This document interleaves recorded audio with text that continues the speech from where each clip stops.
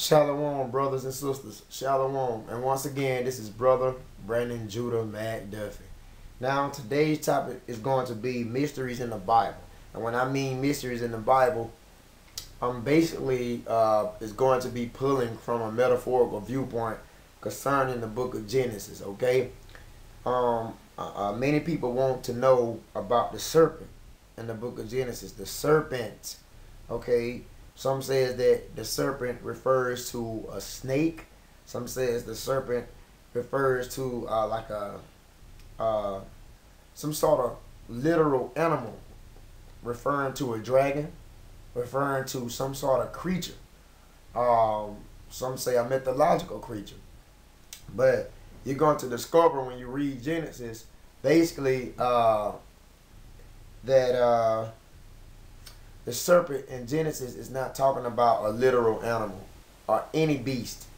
Okay, it's not talking about a serpent. The serpent in the book of Genesis is really talking about the so-called white man. He's the serpent in the book of Genesis. And before you get all worked up, we're going to prove that. Okay, let me ease this in here right quick. This is a note. This is a quick tip. When you read the book of Genesis, okay, some chapters are literal. Some chapters are metaphorical. Okay, you have to know what chapters is literal and you have to know what chapters is metaphorical. Okay, because if you don't, then you'll get a misunderstanding. Okay, I'm going to give you an example. Like, okay, when you read Revelation, it speaks of the eyes being open. It just speaks of understanding. Okay. However, you may see eyes in another chapter that's talking about sight. Okay? So one chapter can be talking about eyes as far as sight. One chapter can be talking about eyes as far as understanding. One chapter can be talking about beasts of the field as animals. One chapter can be talking about beasts of the field as nations. Okay? And so forth.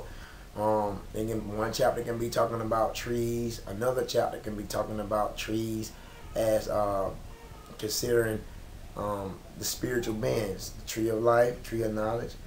Okay, actually, when you look up tree in Hebrew, is X, and X means the spine, the backbone. All right, so you have to be familiar when you're reading the book of Genesis what chapters are literal and what chapters are metaphorical. Same deal in Revelation. Revelation is also, it goes back and forth between time periods, okay? And that can also confuse you, all right? So basically Revelation and Genesis are like the two hardest books to understand in the Bible, all right? So you have to know what's literal and you have to know what's metaphorical, okay? Now, Revelation, when you read the book of Revelation, we know that some events in Revelation has already taken place. But let's focus on Revelation 12 and 9. This is what I want to focus on, okay? Like I say, I don't have the camera on a tripod. It's a little jumpy, but bear along with me. I'm going to stand up and read this. And the great dragon was cast out, the old serpent. So this is a clue to let you know who is this serpent. Because it says that old serpent, okay?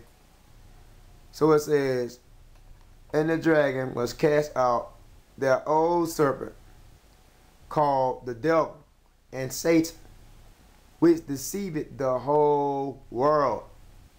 He was cast out into the earth, and his angels were cast out with him. This is Revelation 12 and 9. Hope you guys can see this. All right, so concerning the serpent in the book of Genesis, this is a clue to give you, this is a precept actually, to give you knowledge on who is the serpent concerning the book of Genesis, all right? During the time of the Garden of Eden, when the serpent was in the midst of the garden. This is a key point, Revelation 12 and 9, to give you a hint on who is this serpent. All right, because it says this serpent is called the devil and Satan. Many people say, well, why would they call the serpent the devil and Satan? Because you must realize, in order for you to get clear understanding, you must first realize who's the serpent. Who is that old serpent? That old serpent refers to the same serpent that is talking about in the book of Genesis. And I'm going to show you this. So that old serpent refers to the same serpent in the book of Genesis. And let's get that. All right. All right. Genesis 3:1. It says, now the serpent was more subtle than any beast of the field, which the Most High had made. See, so the serpent was more subtle than any beast of the field. Okay, here's another tip. Here's another tip concerning this serpent. Okay, because many people think that the serpent is actually a literal snake, but it's not a snake. Okay, you know, rattlesnakes, garden snakes, king cobras. This serpent is not a snake at all. Okay, and what confuses a lot of people is that if you begin to read Genesis chapter 2, and chapter 2, it says 2:19, it says, and out of the ground the Most High Power formed every beast of the field and every fowl of the air, and brought them into Adam to see what he called them.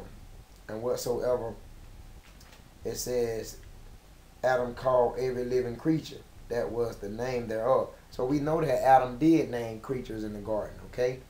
And we know that concerning Genesis 2:19, it talks about beasts of the field concerning animals, all right? Now, let's not forget, this is literal concerning 2:19. This is literal beasts, okay? They are beasts, they are animals, living organisms of the field. And how do we know that they are living organisms? Because in Genesis 2:19, it says, out of the ground the Most High Power formed every beast of the field. And then if you continue to read, it says that Adam called every living creature. So these are actual literal animals in the book of Genesis chapter 2:19. However, when you begin to read chapter 3, it's not talking about the same beasts as it's talking about in chapter 2.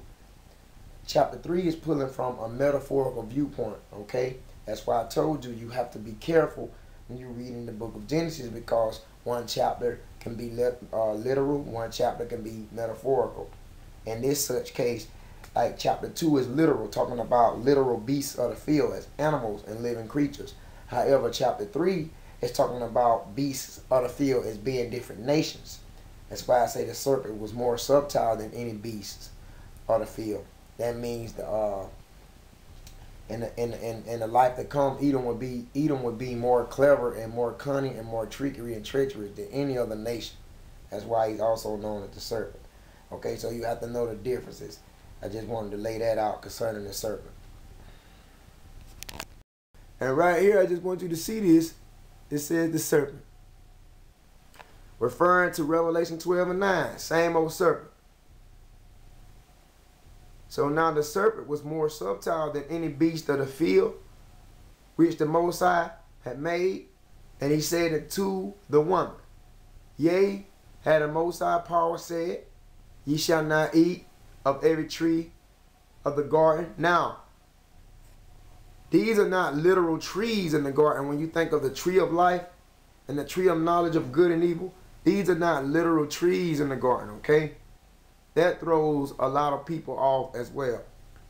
Okay, the tree of life is considered Christ in the garden. All right, and the tree of knowledge of good and evil is considered Satan in the garden. And let me pull this up, okay? I'm gonna pull this up so you guys can see this. Let's go back. I'm zooming back. So during the time of Adam and Eve in the garden, it says the Garden of Eden.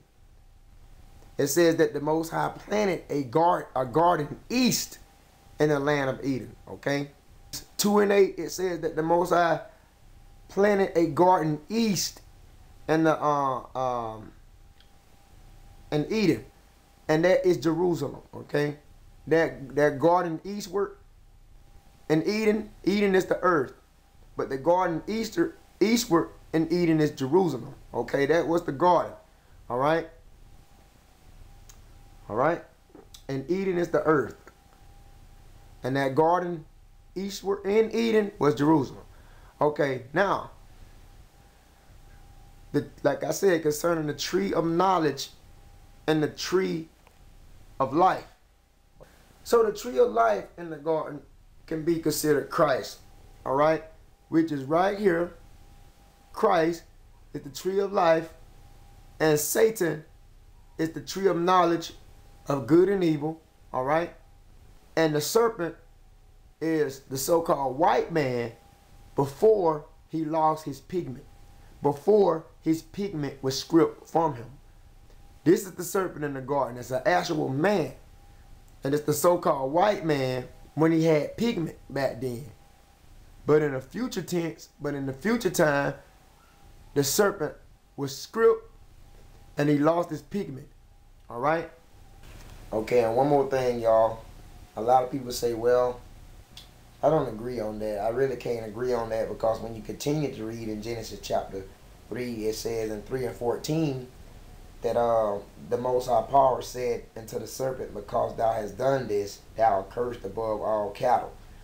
Now, let's not forget in chapter 3, it's talking about nations. These beasts and cattle of the field is talking about nations. All right? Gentile and heathenistic nations. Okay, so the Most High Power said unto the serpent, he said unto the so-called man, so-called white man back then when he had pigment, because thou hast done this, thou art cursed above all cattle, thou art cursed above all nations. How was the so-called white man cursed in his life to come above all cattle or above all nations? Because the Edomites are the only nation without pigment in their flesh, the only nation without pigment in their skin, because they have leprosy. It says, and every beast of the field, and upon thy belly shalt thou go, and dust shalt thou eat all the days of thy life. And this is what throws a lot of people off. They say the Most High says, upon the belly shalt thou go, and dust shalt thou eat all the days of thy life. So they would compare this and say, that's why a snake crawls on his belly as of today. That's why a snake crawls on his belly, because the Most High took away his legs when he went into sin and he deceived Adam and Eve. But it's not talking about a snake, okay? It's not talking about a damn snake. You people need to get with the program, man, because I'm not doing this anymore. It's only once, all right? So it's not talking about a snake, okay?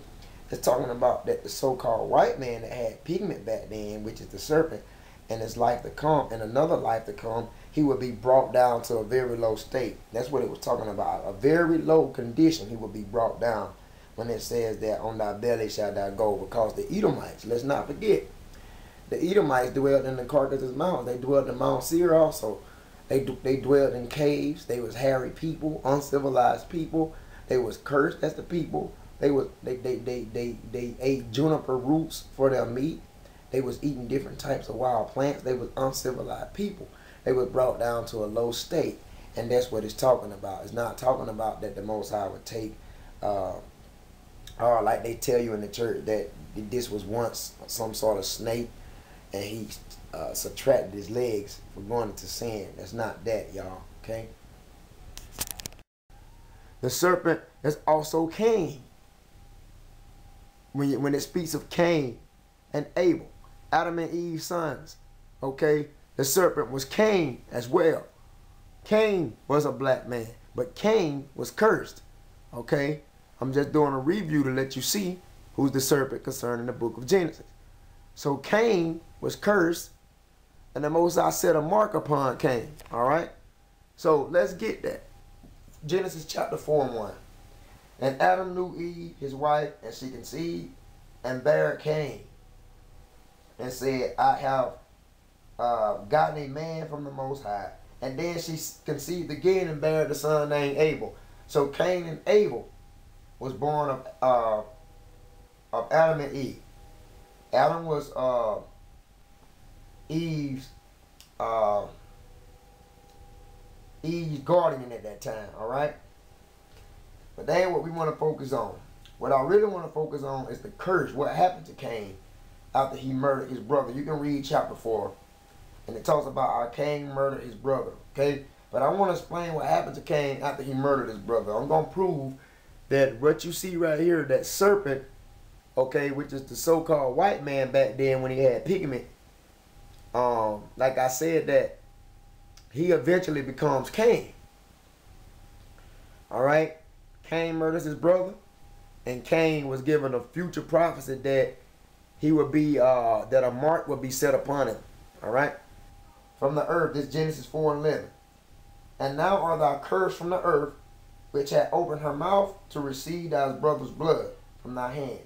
All right, he said, so now thou art cursed. Why did the Most High curse Cain?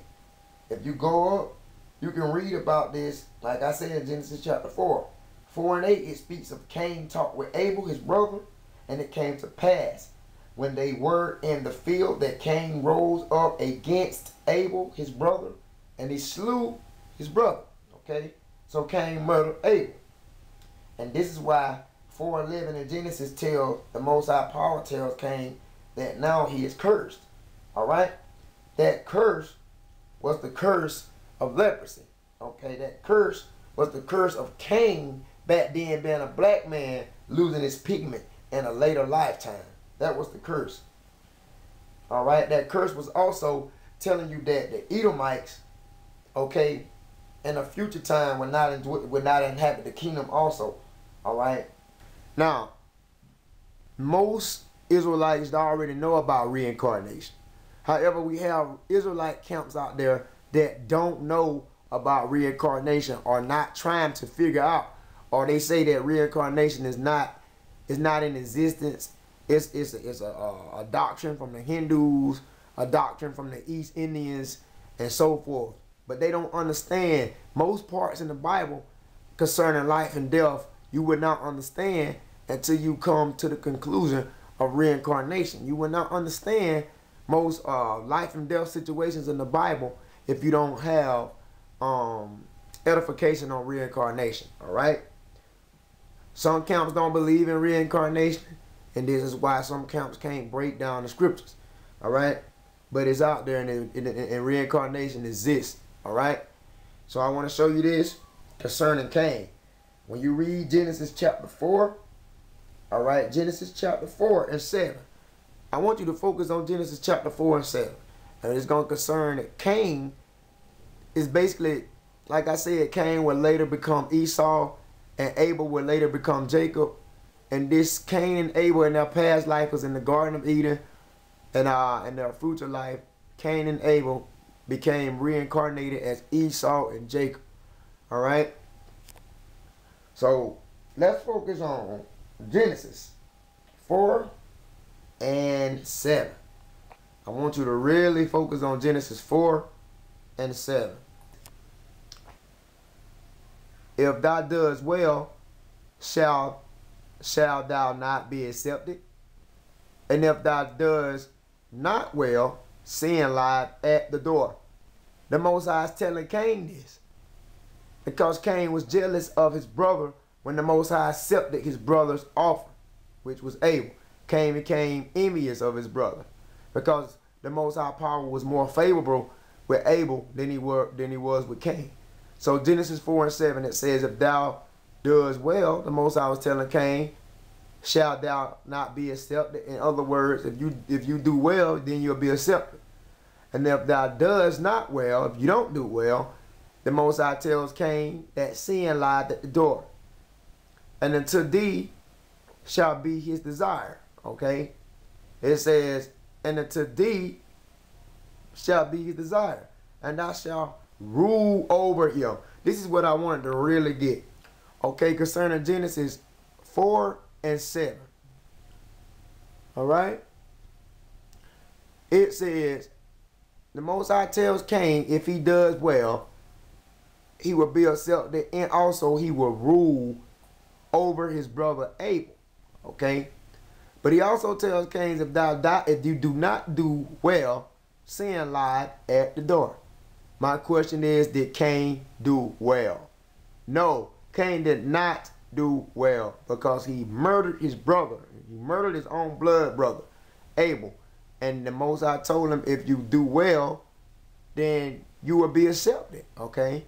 And he also says that, and thou shalt rule over him. He was telling Cain that if you do it well, you shall rule over your brother Abel. But Cain slaughtered his brother Abel. So in their next life to come, since Cain didn't do well, and since Cain killed his brother Abel, then this prevented Cain from ruling over his brother Abel. Because the Most High told him if he did well, that he would rule over his brother Abel. But he did not. So what happens to Cain in a life to come? Since he murdered his brother Abel, he was not able to rule over him. So in their next life to come, Cain came back reincarnated as Esau, and Abel came back reincarnated as Jacob. And the Most High told Cain concerning Genesis 4 and 7, if you do as well, you will rule over your brother. But he didn't, so when they came back and they life to come, that's why concerning Genesis 25, the Most High tells Esau that he shall serve his younger brother. Okay? Because when Esau back in the Garden of Eden was Cain, he didn't serve. Alright? Okay? He's supposed to did the Most High will, Cain. And Cain, if he would have done right, then Cain would have been ruling over Abel if he would have done right. But Cain slaughtered Abel. So in the life to come, it was only right for Abel, which is the reincarnated Jacob, it was only right for Abel to get the torch and rule over Esau, okay? Which was Cain in the life to come. All right? So, we're going to get more into the scriptures. All right? Now the serpent was more subtle than any beast of the field. Now, right here when it says beast of the field, beasts of the field can be considered nations. Heathenistic nations, Gentile nations that are not Israelites. Okay, when it says now the serpent was more subtle than any beast of the field, what it was just saying is this so-called white man is clever and trickery and treacherous out of all nationality of people. He's the most clever and trickery and treacherous one. Concerning Genesis, now the serpent was more subtle than any beast of the field. Beast of the field, from a metaphorical viewpoint, the beast of the field is from 2 to 18. Heathenistic nations that are not Israelites, Gentiles, can be considered beasts of the field. You cannot consider one as beast of the field because one is the nation of Israel and one is God's chosen people. Negroes, Hispanics, and Native Indians, those are God's people concerning number one. But not, let's look at two, what we want to focus on. Two, beginning with the white man, going all the way down to Cyprus. These can be considered beasts of the field. And it says the serpent was more subtle than any beast, because this white man is more trickery and treacherous out of any other nation. And that's why primarily he rules all these nations. Pushes democracy in other lands and take lands and steals and kills and bring other lands into his possession. All right, talking about the white man, but let's not forget, back then during the time of Genesis, the serpent in the garden had pigment. The white man had pigment back then as the serpent, but in a later time he was stripped from that pigment, and he became red. All right. So the woman, when it says concerning Genesis 3 and 2, when it says, and the woman said unto the serpent, she's not conversating with a damn snake, okay? For you ones that don't understand and you ones that don't realize this, that want to keep classifying the serpent as some damn snake, man. The woman said unto the serpent, she's not talking to a snake. She's talking to an actual man. Because the serpent can be classified as actual, like an actual man. Do we not say that today? Hey man, I can't stand him, man. He's a snake, or she's a snake, or I feel like I had a dream about snakes and your pastor will say, well, those snakes represent enemies. Do we not use the same term today? Well, that serpent right here represented their enemy. It was not an actual animal, okay? So the woman was conversating with a human being, not a damn animal, okay? But the so-called white man, let's not forget, concerning 3 and 1, it says the serpent was more subtle than any beast or the field, okay? So this is why he got your mind wrapped around this lie, man, because when the so-called white man put out these Hollywood flicks concerning the Bible, these Hollywood films, they make the serpent appear as he's some damn animal in the garden. And that's what has been lingering in your mind ever since you grew up from childhood. Because when you looked at a picture concerning Bible stories or a movie concerning Bible stories, they had a serpent as a snake.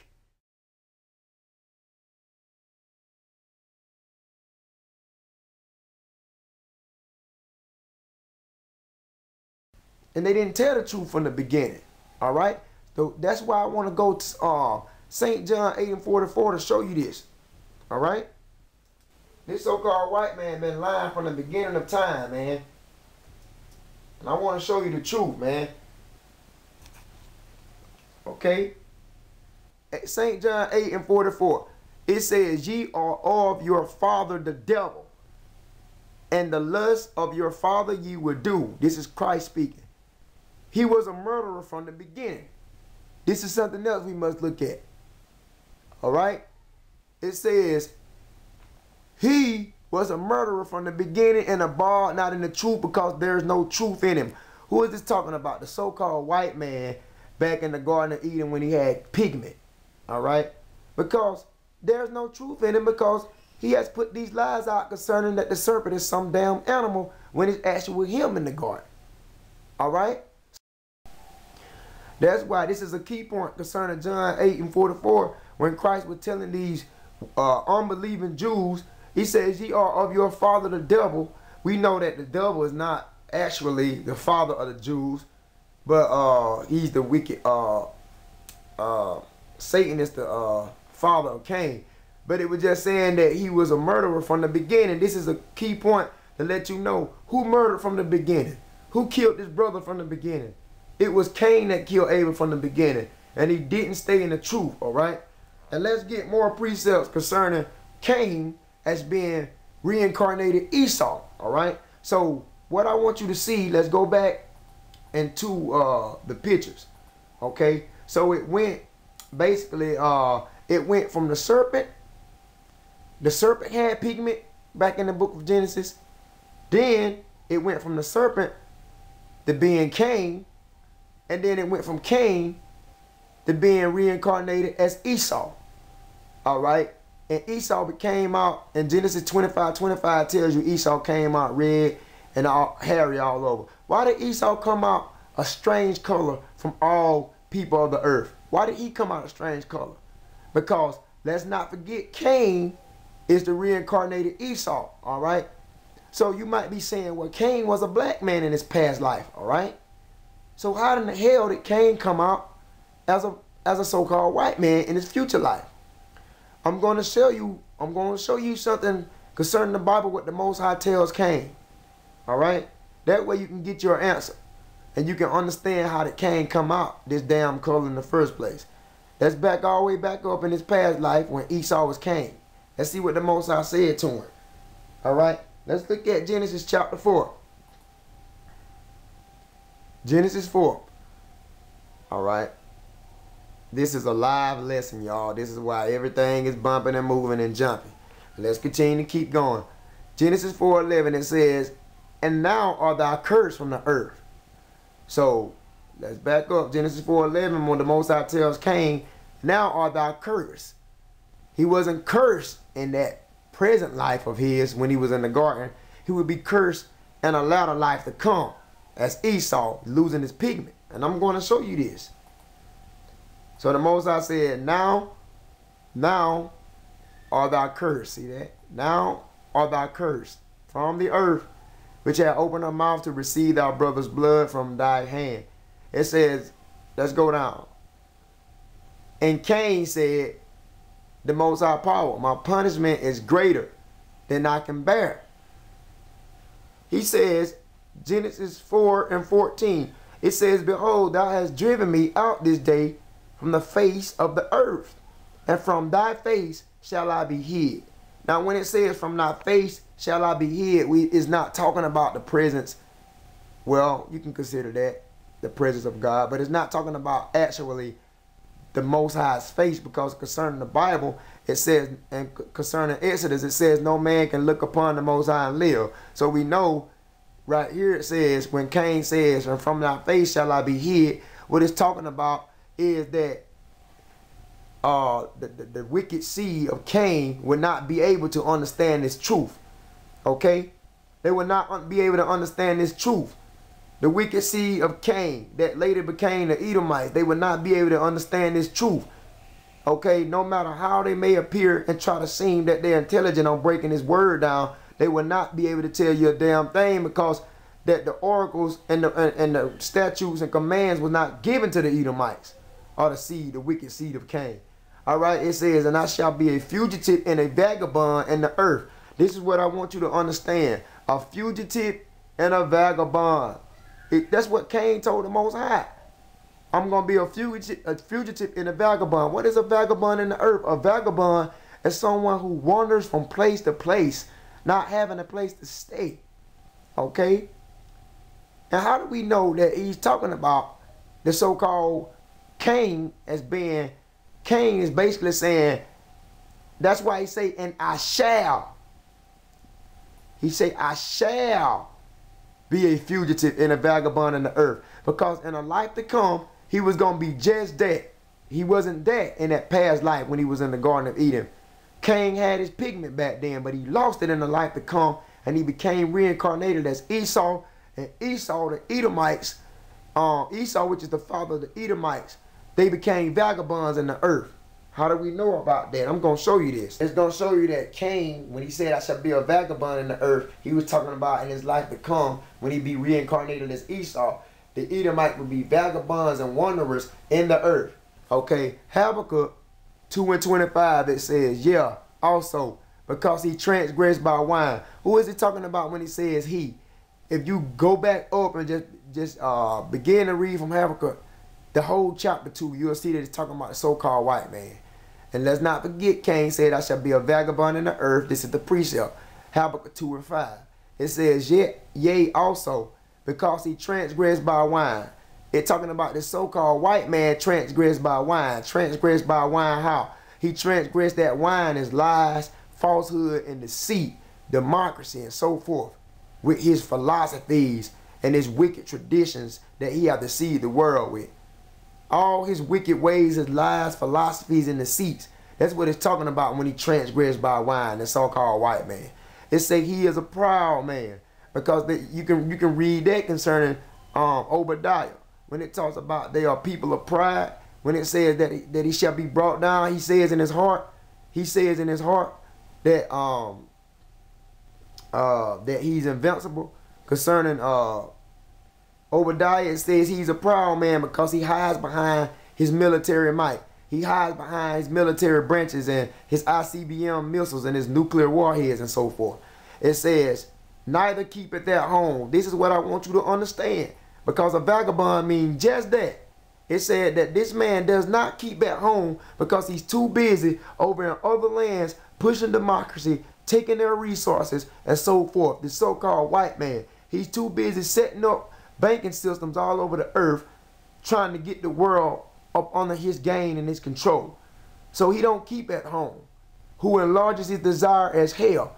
When it says he enlarges his desire as hell, he enlarges his desire as captivity, bringing other nations.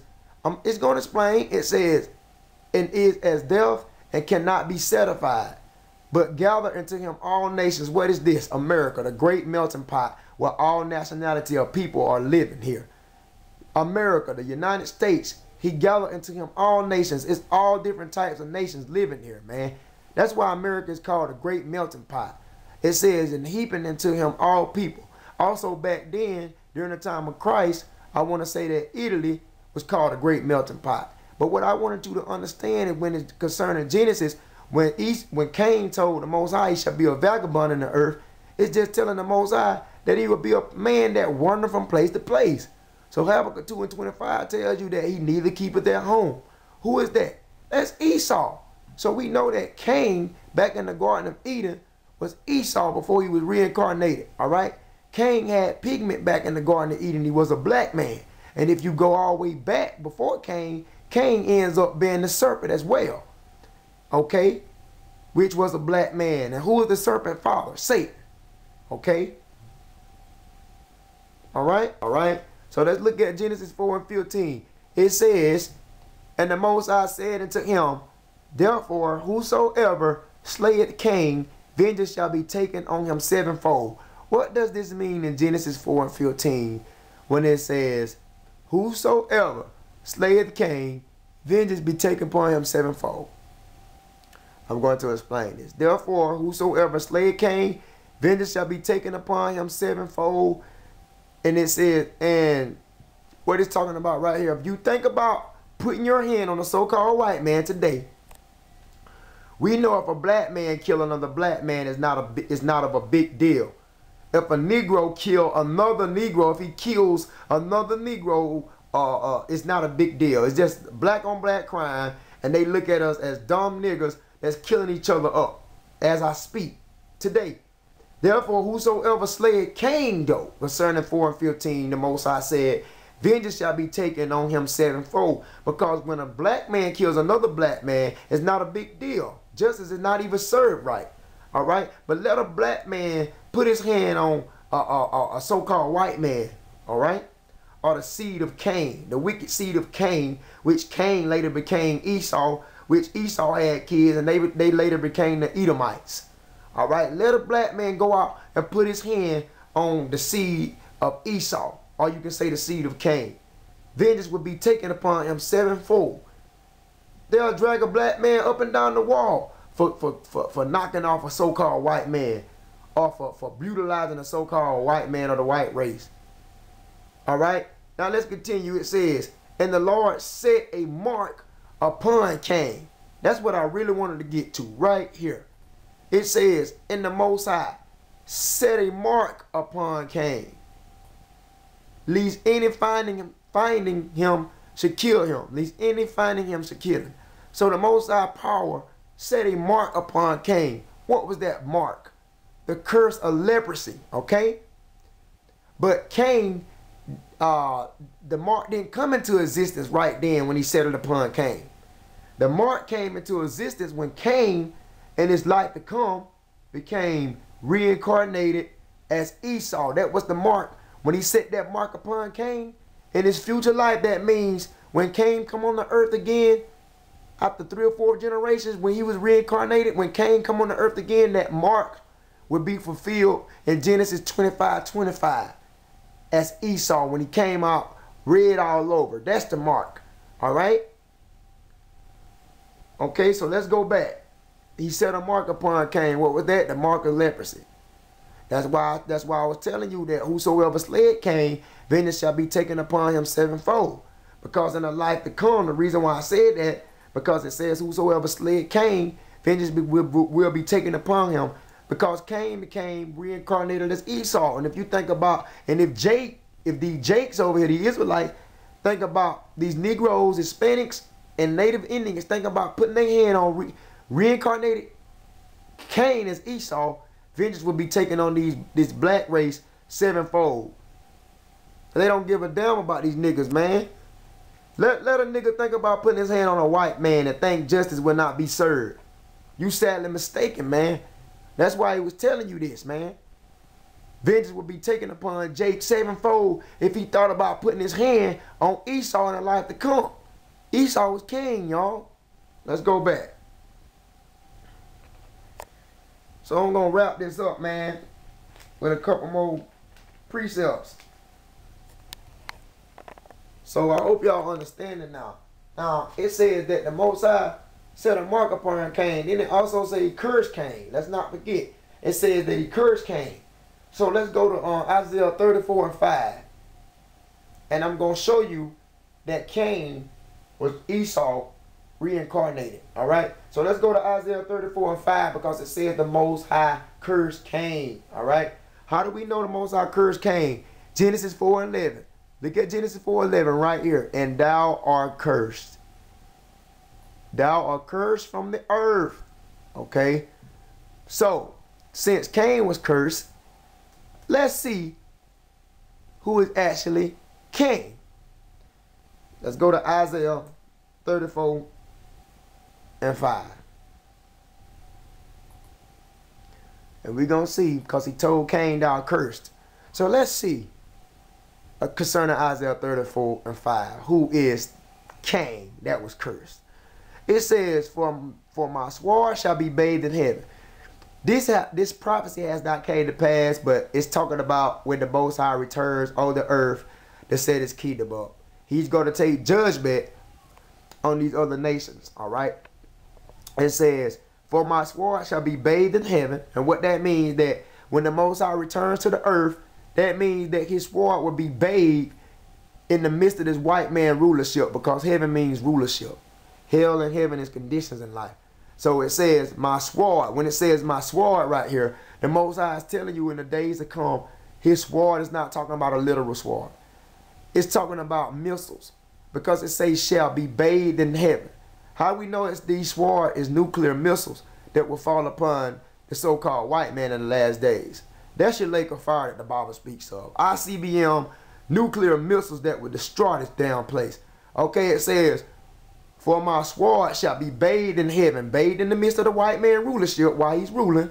Behold, it shall come down. Because what does missiles do? ICBM missiles do? They come down. It says, behold, it shall come down upon who? Upon Idumea. Who is that? Idumea is another word for Edom. It's the Greek word for Edom. That's how you would say Idumea. If you wanted to say Edom, let me show you. Right here where it says Edom, if you want to say that in Greek, it would be pronounced as Idumea. So who are the Edomites? The so-called white man. Now I'm going to show you that Cain became reincarnated as the so-called white man. It says, and upon the people are my curse. So the Most High say my sword, my nuclear missiles, this destruction is going to come down upon Idumea, upon the Edomites. Okay, so who is the Edomites? It says the Edomites is the people on my curse to judgment. So these people are cursed, the so-called white man, the white folks. These people are cursed to judgment. All right. So it says shall come down upon Idumea. So these people are cursed to judgment, right? So let's go back. Who else was cursed in the beginning of time? Cain, y'all. That's why the Most High said, and now thou art cursed from the earth. Because Isaiah 34 and 5 tell you that the Idumeans, which are the Edomites, the so-called white man, that is the people of his curse. So we see that Esau back in that time was Cain. All right. And we also know that Cain was also the serpent too in the Garden of Eden.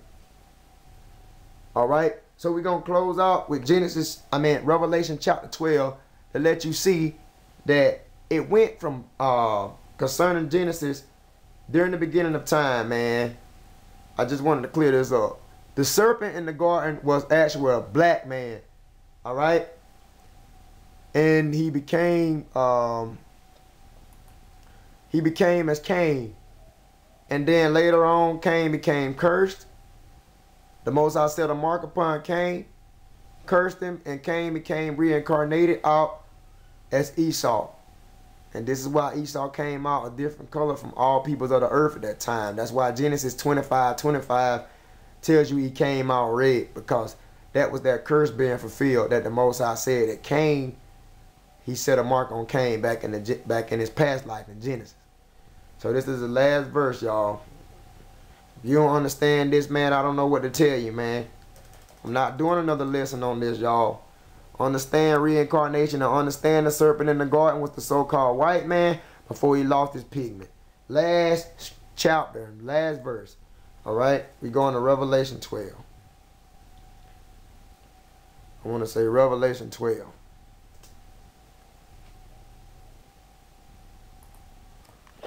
That's why most people don't understand the Bible, because let's not forget Isaiah 28:10 says precept must be upon precept. Okay, you have to put your precepts together to be able to understand the Bible, y'all. All right, that is to get proper understanding of the Bible. So we're gonna close out with Revelation, Revelation chapter 12, and let you see that this dragon is the so-called white man, and that white man was the same damn serpent back in the Garden of Eden when he had pigment. I want to go right here. It says Genesis 12:3. It says, and there appeared another wonder in heaven. Okay. It says, and behold, a great red dragon. Let's focus on this. A great red dragon having 7 heads and 10 horns and 7 crowns upon his head, concerning Revelation 12:3. Who is this great red dragon? Who is this great red dragon? All right, we're going to get into that. Who is this great red dragon? Because they say the great red dragon had 7 heads. We did a review over this a couple months back. This great red dragon is a metaphor for the so-called white man. Because let's not forget, if you look at your precepts, how do we know that great red dragon is the so-called white man? Because Cain, that was cursed, when you read Genesis 25:25, it mentions that Esau came out red all over like a hairy garment. All right. So the first child that Rebecca had was Esau, being the oldest, and the second son came out Jacob. But Esau came out, concerning Genesis 25:25, red all over like a hairy garment. Just read it. So that red symbolized the pigment of his flesh, because like I said, they are not really white people. There's nobody in the earth white. This background on this photo is white. There's no one is color. So we know that the Edomites are different shades of red because their blood shows through their pigment. And that was their curse that the Most High set upon Cain. When Cain came in a future life as Esau, he was stripped. All right, so let's go back. And that's why it says the great red dragon having 7 heads, because they're not actually white people. There are different shades of red concerning Genesis 25:25. It says like having 7 heads. Well, we know there's the European people are considered the white race. So there are 7 kingdoms in Europe. The 7 kingdoms of Esau is Greece, Rome, Spain, France, Germany, Russia, and Great Britain. Those are the 7 heads. Okay, 10 horns represents NATO. Okay, also known as the European Union. So look that up as well. And it says, in the 7 crowns upon his head. He had 7 crowns upon his head. Why? Because the 7 crowns represent the 7 kingdoms of Esau as well. It says right here, we're not going to focus on 12 and 4. Like I said, I can really break this whole chapter down, but for the sake of time, concerning Cain as being the white man back there in the Garden of Eden, we're going to go down to it says that they're the great red dragon. Let's not forget this great red dragon. It's the same dragon in Revelation 12:9. It says, and that great dragon was cast out, that old serpent. Why it says that old serpent? Why does it say that old serpent? Because that same damn serpent is referring to the serpent in the Garden of Eden back then. So that great red dragon concerning Genesis 25:25 is the white man. All right. Because they are different shades of red. Their pigment their flesh does not have any pigment, and their blood shows through their pigment. So that's why they're called rednecks as well down south. And that's why that's another name to refer to them as being a great red dragon, rednecks. It says, and the great red dragon was cast out. That means the white man, when Christ returns, he will be cast out of his rulership. He will no longer rule in the earth. That old serpent, which is called a white man. This is another word it says called the devil and Satan. Why? Because Satan was Cain's father in the Garden of Eden, and Satan is the basically the father of the Edomites. Satan is the Edomites' father. Okay, just like if you go back to before Cain became as Esau, Satan is also the father of Cain. All right, and if you go all the way back, Satan is also the father of the serpent. All right, so the devil and Satan, which deceived the whole world. Who deceiving the whole world? Do we have to say this? Deceive the whole world? The so-called white man deceiving the whole world. Got everybody thinking that they the real Jews in the Middle East. Has everyone thinking that Christ is Caucasian and European. Has everybody thinking that Moses and all the prophets of the Bible is Caucasian people. That's why Job 9:24 says that he covered the faces of the judges. The faces of the judges are the Hebrew Israelites. But the so-called white man, this damn great dragon, went out and covered those faces. So he deceived the whole world by telling everyone the laws are done away with. You don't have to keep the 7th day. You can eat whatever you want to eat. You don't have to stay away from pork and crustaceans of the sea. You can do whatever you want to do. You can celebrate our holidays and so forth, man. Okay? The real Jews are not you blacks, Hispanics, and Native Indians. That's what he's telling the world, y'all. Okay? But Revelation 2:9 tells different. And 3:9 tells different. So who deceived the whole world? The damn so-called white man. Alright? He was cast out of earth. What does this mean? When Christ returns to set up his kingdom on the earth, he will be cast out of rulership. It says, and his angels was cast out with him. His angels are his military branches, y'all. The white man military branches. The Navy, Air Force, Marines, and the Army. Until next time, shalom.